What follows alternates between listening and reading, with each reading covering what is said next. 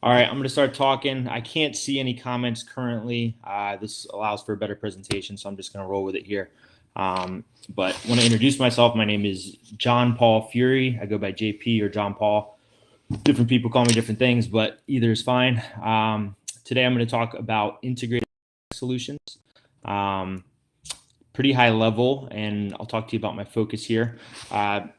As it was introduced, my background is in healthcare management and policy. I studied that at Georgetown at University. Had a great internship in the orthopedics department at MedStar Hospital and the right on campus there. And took a little bit of a different path after school. Got some financial brokerage experience in New York City, working on Wall Street, and steered back towards healthcare after that, actually. So currently working in integrative psychiatry. I've been a practice owner for about 7 years now. Talk a little bit about that soon.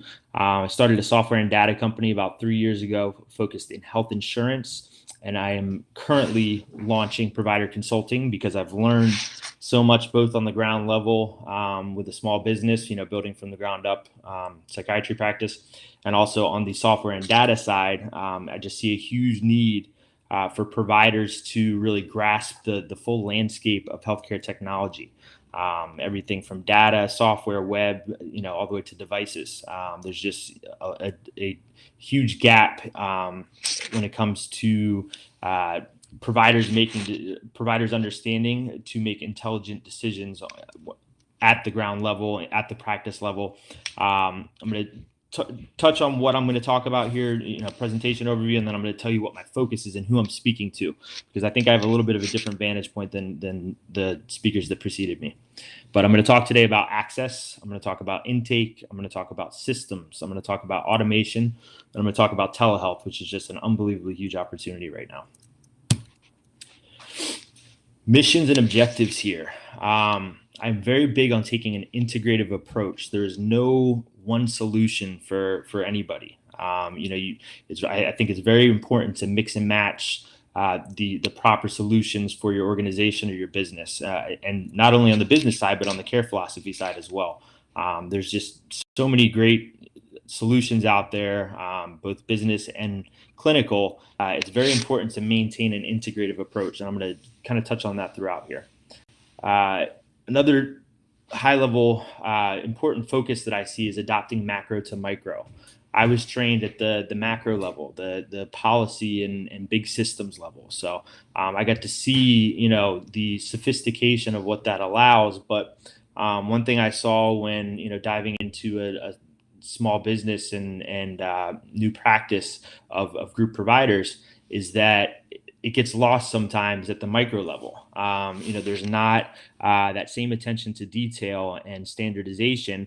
And just because you're not a huge organization doesn't mean you don't need it. So that's going to be another kind of theme throughout this. And then one thing that I like to always talk about, just because there's such a huge need and so many downline burdens in the absence of it, is the focus on keeping people healthy. We've got a very overwhelming problem in America in terms of our healthcare system. And a lot of it, I personally believe, is because we're so focused on tertiary care. We're so almost obsessed with chasing symptoms. We forget that we can keep people healthy too. So I think that kind of starts at the individual and group practice level, which is why I'm trying to facilitate and empower the providers on that side of healthcare. So this is U.S. healthcare market and small business focused, and I will be touching on these themes throughout. So the first thing I want to talk about is the access and excuse me, and I apologize for some of the formatting here. It's a little different on the big screen, but the access to information and care. We've got a very unique makeup in terms of demographics in America, 330 million people, very diverse gene pool.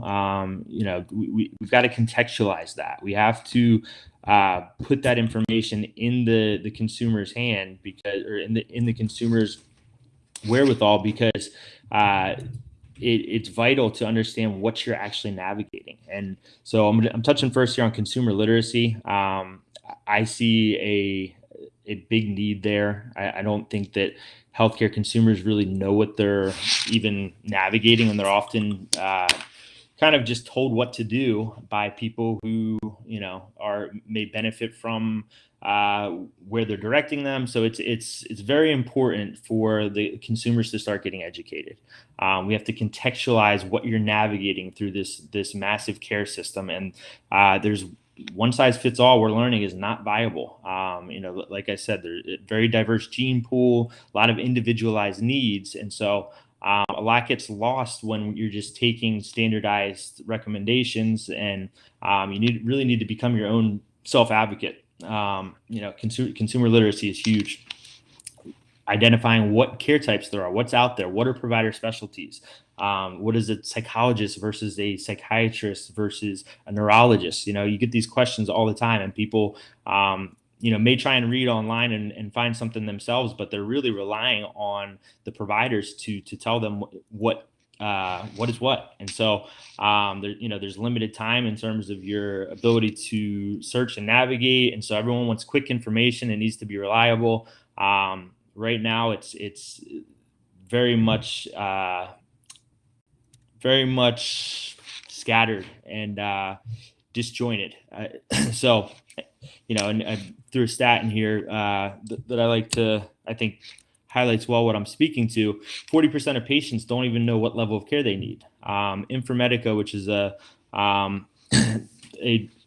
service that is looking to help providers similarly, did a study and found that 74% forecast a different triage level than what's necessary. That right there, I mean, the downline effects of that are just massive. So we got to start with consumer education. No better day and age to do it than in the age of technology and post-internet boom. But there's a lot of information. There's a lot of misinformation. So providers really need to help steer that conversation. And there's a great opportunity to do it with the advancements made in technology and post-COVID especially. So next I want to touch on is the consumer being somewhat confined by insurance. Obviously, we need carrier coverage. Obviously, we need to take advantage of those resources to prevent against catastrophic events. That's not going away. So, and I actually work closely in the insurance with the insurance industry through my software company. So I get to see a lot of this stuff up close. There's a great opportunity for insurance companies to align with the consumer and keep people healthy, like I'm talking about. But the problem is that doesn't always trickle down to the individual level. So it's not always realistic to go with the group provider network that your insurance carrier is steering you towards. So I like to remind consumers and definitely at least consider in my messaging through my different ventures that there needs to be an aligned therapeutic relationship.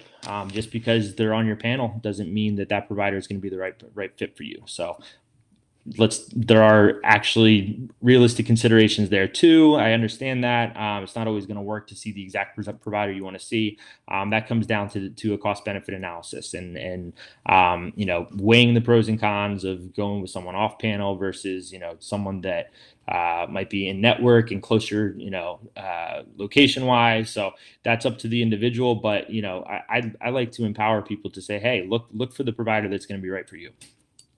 That takes proactive game planning. So, that is another kind of key point to drive home for consumers is that you don't want to wait until you need the care to have a game plan. So, as far as due diligence, I'm getting ready to launch a content marketing platform that hopes to coach people through, or looks to coach people through some of this stuff. We've got benefits investigations, how to demand transparent pricing, financial agreements, non-covered care options in case you are exploring, coverage or care outside of your carrier coverage. And then reimbursement and super bills, that's downline and retroactive a lot of the time. So I hope to educate there, trying to do my part on this side of it. I do think there's an incredible opportunity with people being able to navigate so many resources at their fingertips. So just kind of touching on access to info and care so that we can all contextualize the conversation a little bit better and remember that we need to stay consumer focused. So when it comes to the next step, after you've kind of identified and would like to explore a provider, you need to look at digital intake. I started a psychiatry practice in 2014 in Orlando, Florida. We do magnetic brain stimulation, traditional psychiatric care, behavioral counseling, kind of integrative services. So I was hands-on with, really a totally new venture into a new space of needing to educate people about what this magnetic brain stimulation is. The treatment itself is called TMS therapy, in case anybody's interested. But it's a very viable treatment for depression and anxiety. It's only FDA approved for depression still. So that's how we speak about it a lot. But it's a great alternative to antidepressants, and it is relatively safe comparatively, little to no side effects, and just proven to be a great treatment in the world of psychiatry. But problem is nobody knows about it. So and it's not the right fit for everybody either. So I like to focus on educational intake when it comes to digital intake services, making sure you're actually educating the consumer while you're presenting them with an opportunity for intake, because it benefits both sides. It makes sure that both sides are at least informed coming into the conversation, saves a lot of time. There's so many easy ways to clip videos and present information these days that you can eliminate a lot of the unnecessary back and forth with educational intake. You need to make sure that the process when it comes to digital intake is quick and seamless. It's vital that people can input their information without a hassle. And it sounds very trivial, but it's so important. And there are different solutions for different focuses. I'm going to show you an example of a intake form that we built through my software company for insurance clients in a second here. But this smart form I'm about to show you is a little bit more advanced. It includes some logic mapping, and it's custom built versus something that you might house on a template build website for a different business operation. So it really depends on the nature of the business, and in terms of what type of form you want to put in front of somebody, but it needs to be quick and seamless no matter what and across the board. I'll show you a smart form demo real quick. Show you an example of a more advanced intake form that works really well for health insurance intake, for instance, but might be a little bit too robust for a general inquiry to a healthcare practice. But this is really great and works really well on the health insurance side. Loads very quickly, as you can just see, pushes you through, easy scrollability, and will highlight for engagement the state there. Big keyboard for typing numbers, that ends up being important.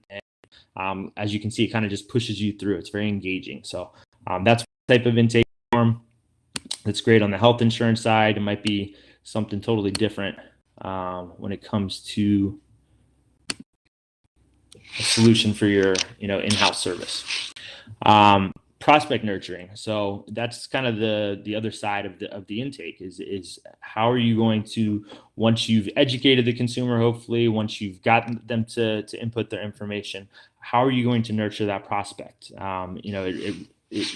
It is an art. It really is, and you have to have very good personnel receiving the information, acting on the inquiry, and maintaining a human connection with people. They need to listen to the person on the other side instead of speaking at them, because we're dealing with healthcare here. We're dealing with vulnerable people. We're dealing with confused people who are coming to you for a solution. So.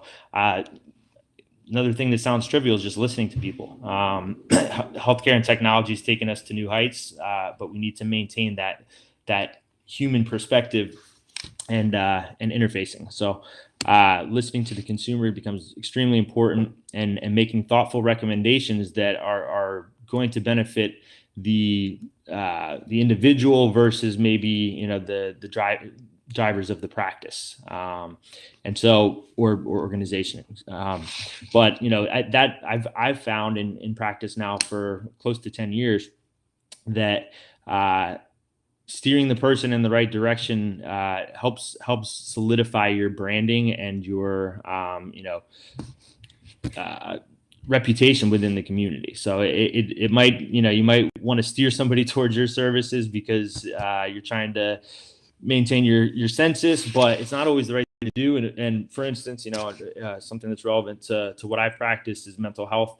Not everybody's ready for magnetic brain stimulation, you know, 30 days of intensive treatment. If they haven't done counseling, you need to steer them towards counseling. And if your counselors aren't the right fit, get them where they need to go, and they'll probably be back if you know, there's additional needs. So thoughtful recommendations, listening to the consumer, using tech to connect, but then maintaining a human touch. So I was trained in systems, and I will never ever steer away, because it really is, you know, the bread and butter of any organization, but especially in healthcare. I mean, there are just so many moving parts and so many stakeholders. It gets very important to start standardizing, even at the micro level, at the individual or group practice level. You know, you can take those big systems principles and you can boil them down so that they are serving a smaller group or organization. You know, these are just 4 basic care stages that kind of present some framework. You know, nothing too advanced here. I do a lot of process mapping and diagramming, and so it gets way more advanced than this. But you know, just a visual representation of, hey, let's make sure we have intake taken care of before we get to clinical, which, you know, might take a little bit more time and might have some more nuances. Let's then look at the financials and make sure that this is you know, realistically achievable for both parties and openly transparent, and then we move into services. But you know, making sure that you have each one of these processes siloed out, but then also speaking to each other is important. There is no way to do that without building systems and diagramming and documenting. So it's hugely important for any healthcare organization. There's some really cool software tools out there that allow you to take control of that and you know, integrate a lot of additional technology and SaaS products and whatever else. So you got to build for adaptivity.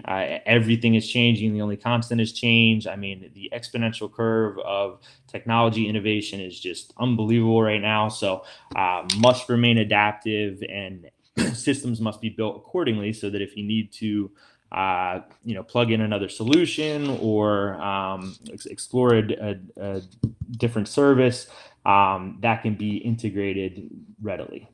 So I like to, you know, cloud-based is very important as well when you're dealing in groups, as I'm sure everybody's become pretty accustomed to post-COVID. But you know, it becomes vital to make sure you're documenting, staying cloud-based, remaining adaptive. So highly recommend that kind of focus whenever you're mapping out infrastructure and making stuff digital. So, and like I said, process mapping just becomes so vital. I used a couple different programs, but making things, or not only transcribing things to become digital, but then making them visual, making sure people see, you know, are able to contextualize things. And a lot of the time when you're, you know, admin personnel, for instance, and working on the fly and answering a ton of calls, you need to be able to see things. You can't always dive into a spreadsheet.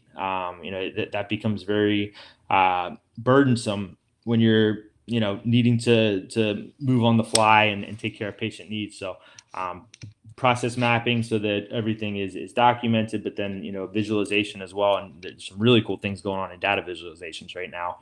It's a little bit more advanced than what I'm doing at the practice level, but like I see in my software company with health insurance, you know, the data visualization is going to be the next wave. And so I'd like to see that move to the practice level as well. But it all starts with process mapping. So the next thing I'm going to touch on is proper process automation. And this kind of ties back to what I was talking about with the digital intake forms. There's different solutions for different businesses, different organizations, and different needs. Process automation is great in theory. It is the way of the future, 100%. But doing it mindfully, I think, is very important. You want to make sure that you have good synergy with your marketing team, because marketing is going to be what attracts anybody. And if you overdo it on the process automation with marketing, I've found it really is a big turnoff to consumers. So making sure you have you're mindful in your approach to automating anything on the marketing side is a big one.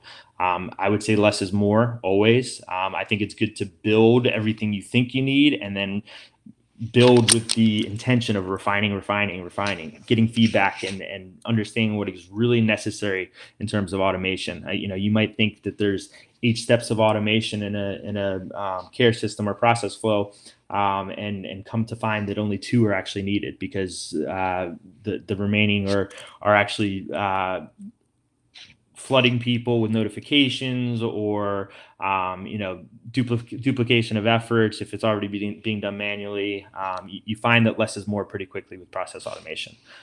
You need to make sure that your personnel is trained properly to handle the automation, to maintain that human touch that I've been speaking about, and can navigate your systems internally to then face the external and not look like an idiot, to be frank. So a good example of this might be an autoresponder for an intake form, and mindfully building your whatever marketing team you're working with, mindfully building with them to implement an autoresponder instead of a full chain of automation.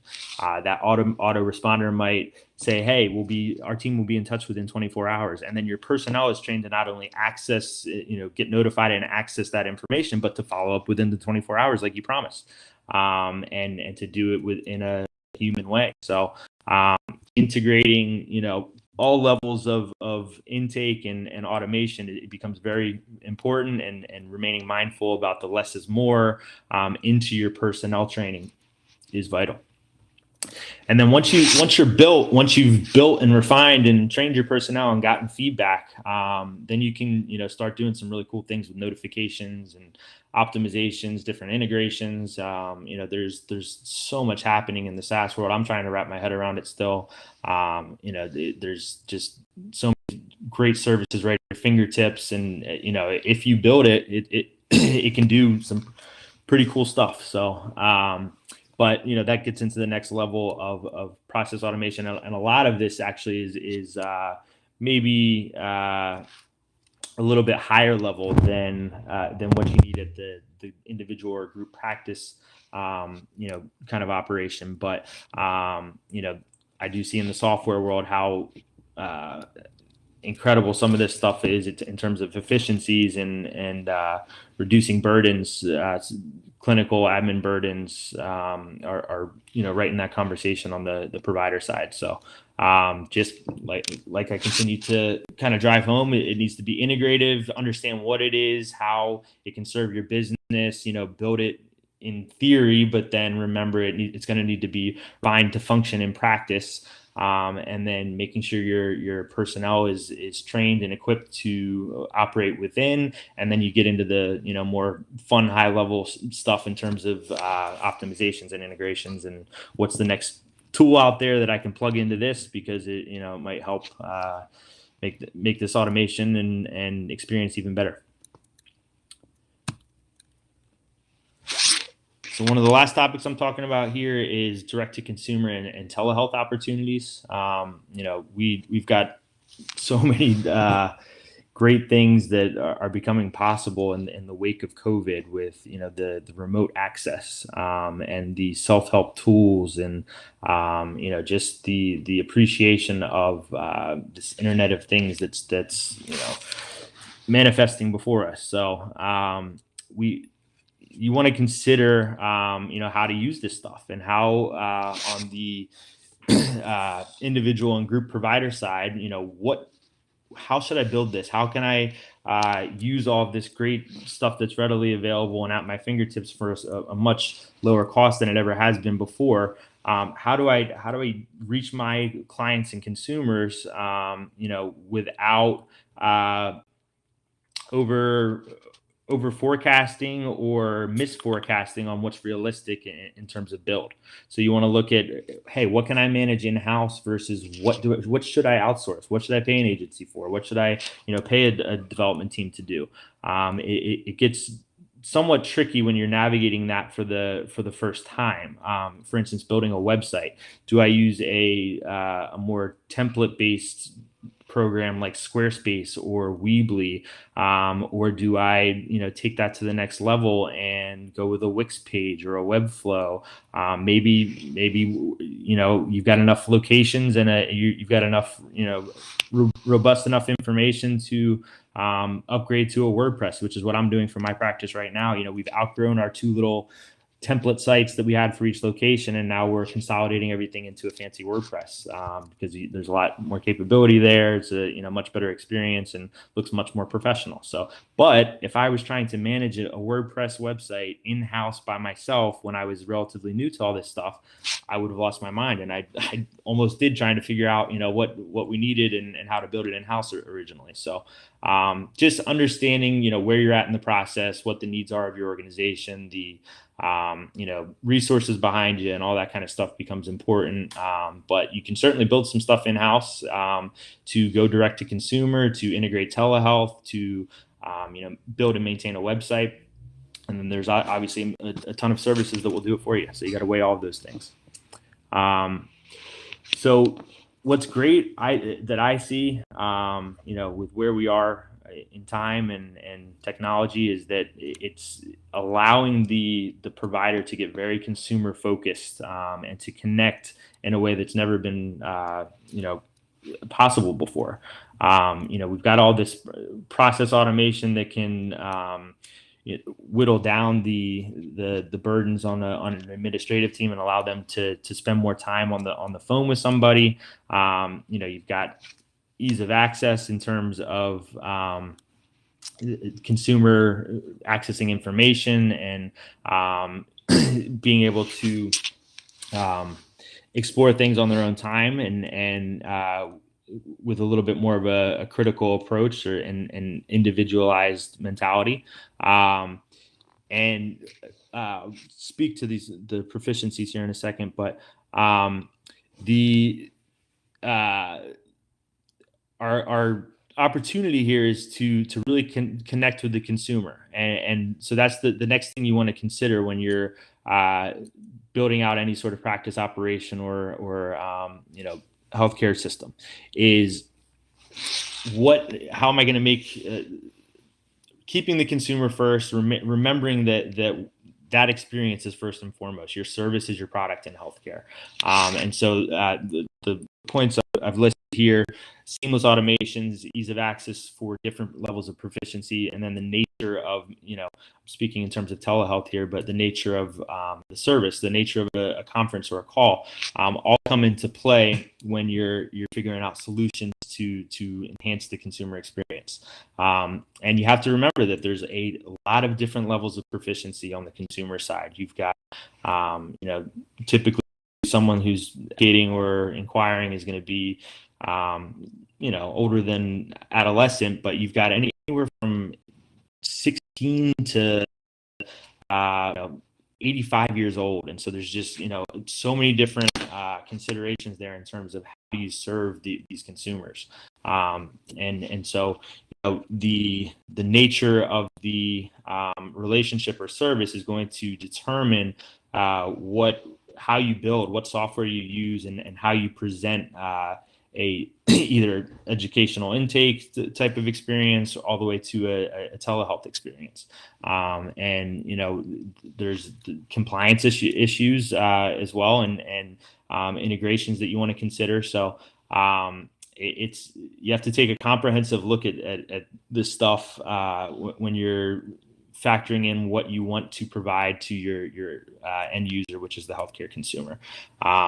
I've seen, Glorium's built a telehealth platform called DoxyMe, I've used that before. I've had a great experience with that with our providers, for instance. Our providers really like it. It's seamless, it's compliant, and it serves people very well in terms of the actual services being delivered, or an initial evaluation or ongoing service. But Doxy isn't always necessary in terms of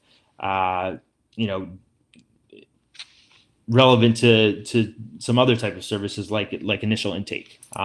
So initial intake, you might want to have that same digital human connection, for lack of a better term.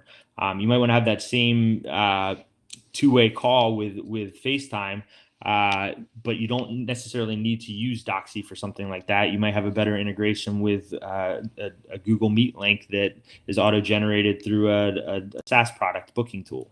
I won't go into detail there, but there's different solutions. There's compliance things you got to consider. There are the capabilities of integration and all of that. But overall, the message here with telehealth and why I get so excited about things on this side is just the volume of people we can reach with telehealth is insurmountable.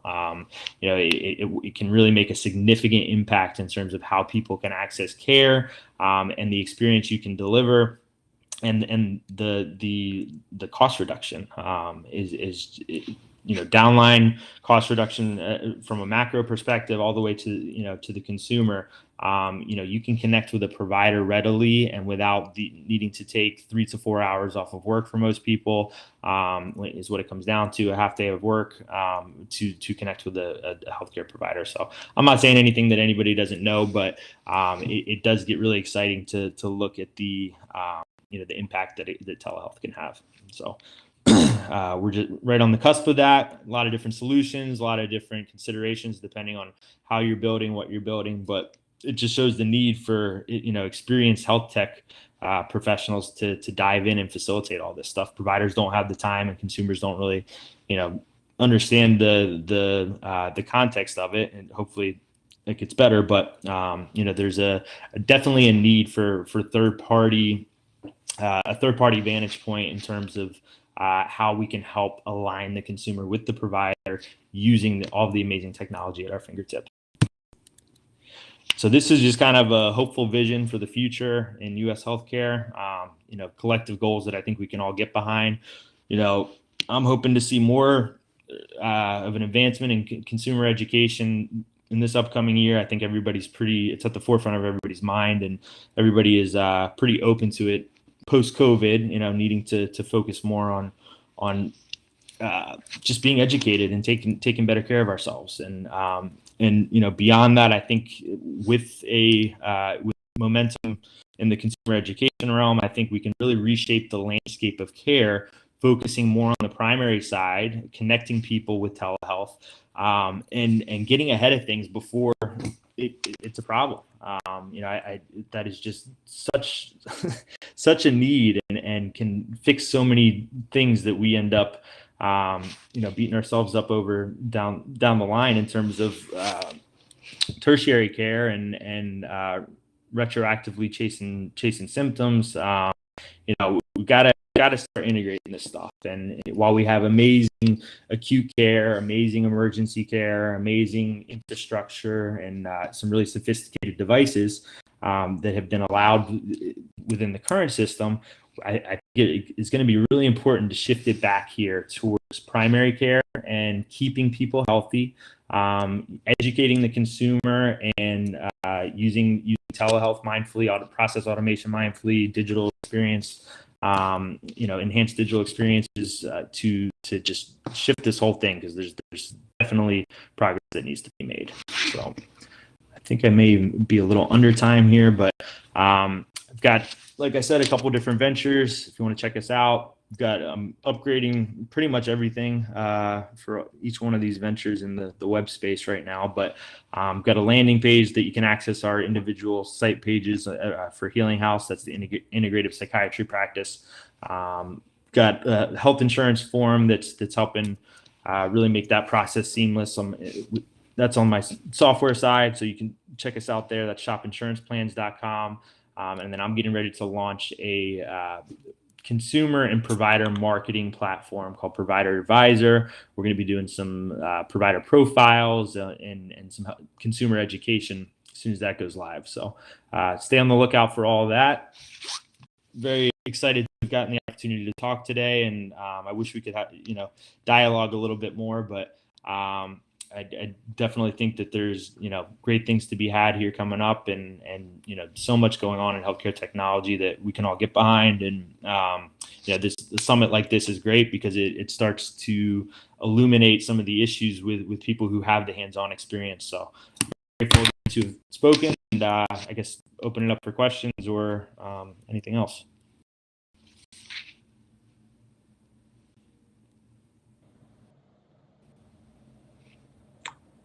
Oh, John Paul, you are truly the expert in your field. That was extremely valuable information. Some of it over my head, but that, I mean, what you said made perfect sense.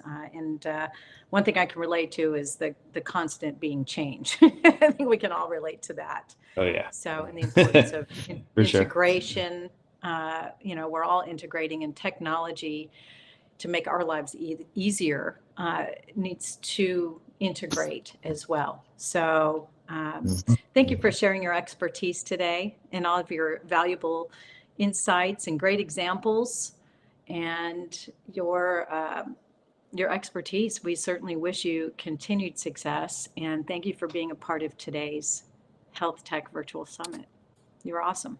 Absolutely. And let's definitely keep the conversation open. I'm happy to contribute and try and work towards, better alternatives. I would also recommend that anybody working in the space is a good pair of blue light blockers, a set of wireless audio, and make sure you're keeping your desk adjustable as well, because it gets to be a lot. Great advice. Great advice is to prevent some of the burnout from all the digitization taking place in our lives. It's overload. Yeah. So good stuff. Sure. Everybody keep in touch. And again, thank you for your time today.